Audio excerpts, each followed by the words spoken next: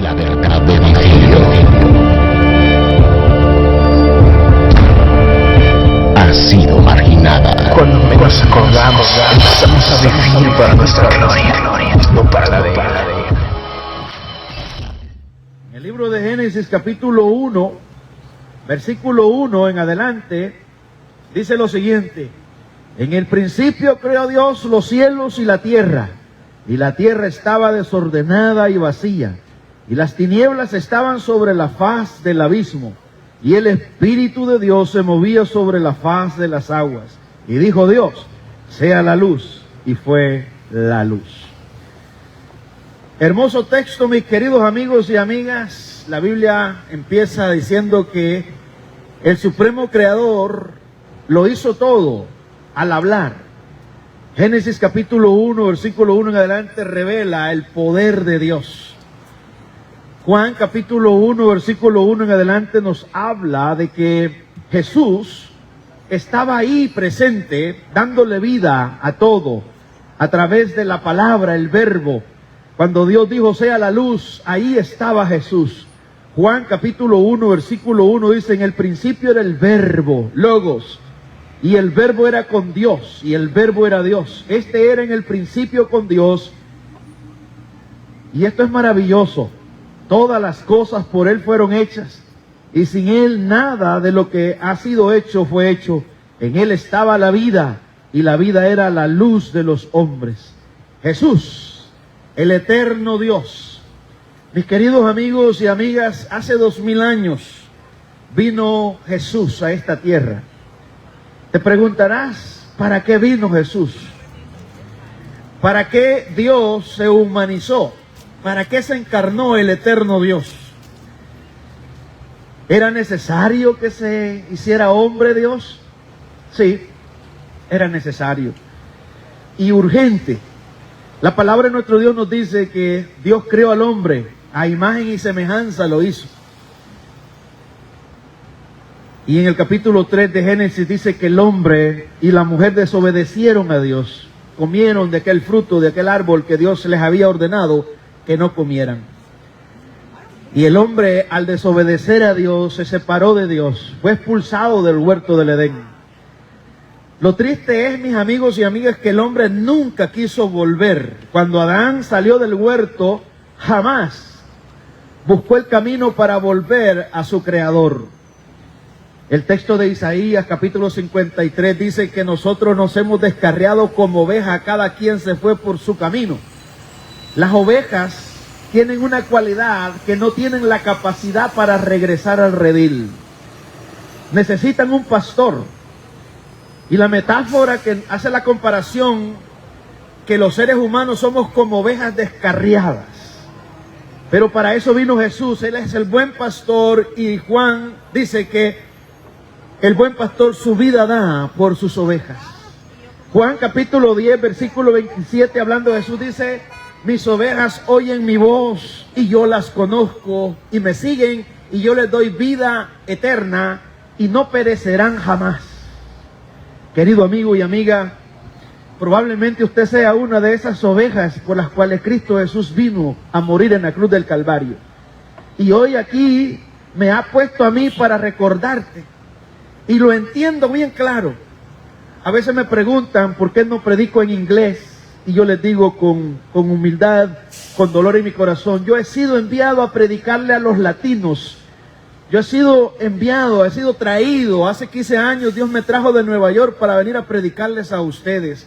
A hablarles del Mesías, a hablarles del Redentor, a hablarles del grande, del eterno Jesús. Y para mí es un gran privilegio el poder estar aquí cada día. Él es Jesús, el eterno Dios, que vino a esta tierra y se humanizó. No pecó. Dice la Biblia que fue tentado en todo, pero no se halló pecado en él. ¿Por qué no pecó? Porque el Cordero debía de ser sin mancha, de acuerdo a la exigencia de la ley de Dios. Él no pecó, Él no mintió, pero todos nosotros hemos mentido, todos nosotros hemos robado, todos nosotros hemos blasfemado, pero Cristo no. ¿Y por qué Jesús no pecó? Para pagar la deuda de usted y mía, para salvarnos. Porque usted ha quebrantado la ley de Dios. Yo he quebrantado la ley de Dios porque somos mentirosos por naturaleza. Hemos defraudado. Un pecador, amigo y amiga, es un transgresor de la ley de Dios.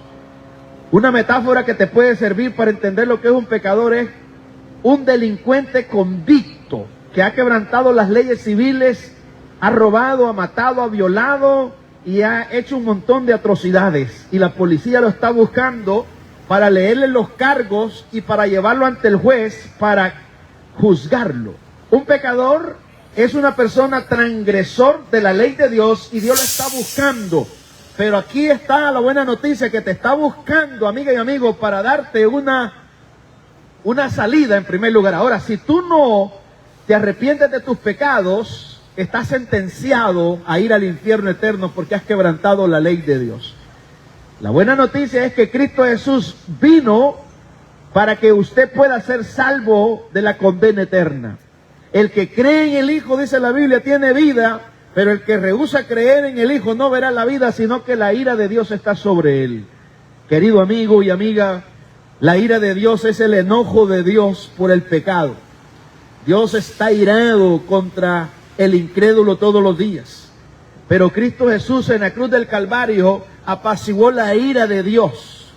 Él recibió la ira del Padre allí en la cruz. Él dijo, Elí, Elí, lama sabactani, que quiere decir, Dios mío, ¿por qué me has desamparado?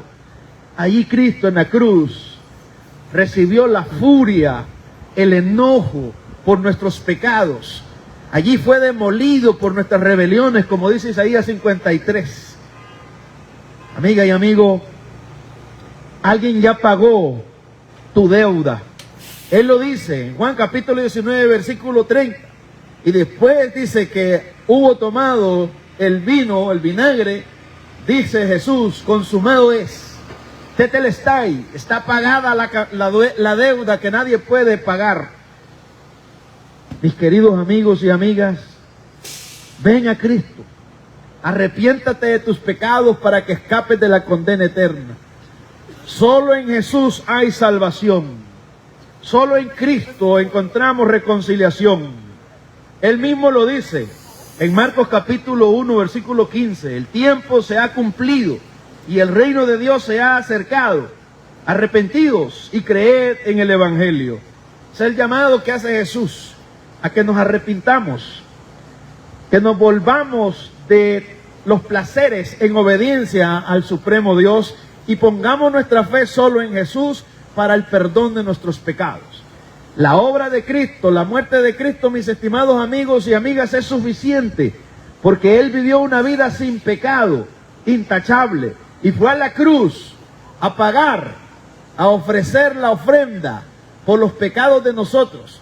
Ahora, si tú no crees en Cristo Jesús, te espera la condena eterna, porque la Biblia dice, el que cree en el Hijo tiene vida, pero el que rehúsa creer en el Hijo no verá la vida, sino que la ira de Dios está sobre él. La ira de Dios, la furia de Dios, el enojo del santo Dios. Huye, escapa por tu vida y ven a Cristo.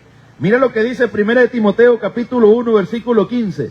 Palabra fiel y digna de ser recibida por todos, que Cristo Jesús vino al mundo para salvar a los pecadores, de los cuales yo soy el primero. Palabra digna, dice 1 Timoteo capítulo 1, versículo 15.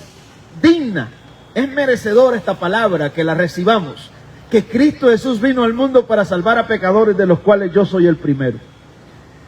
Pecadores, Jesús vino exactamente para salvar a pecadores.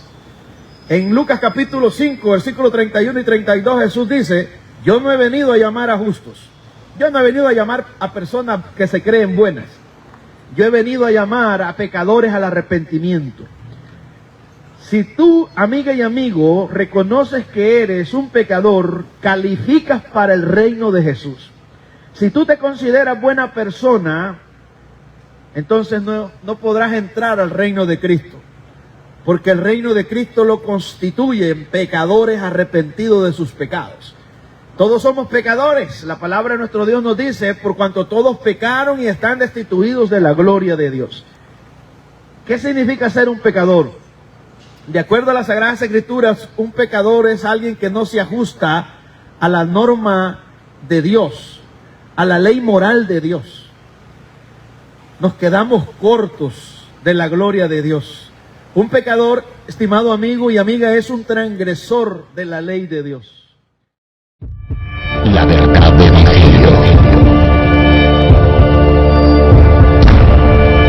ha sido marginada. Cuando menos acordamos, empezamos a vivir para nuestra gloria, no para la de Él.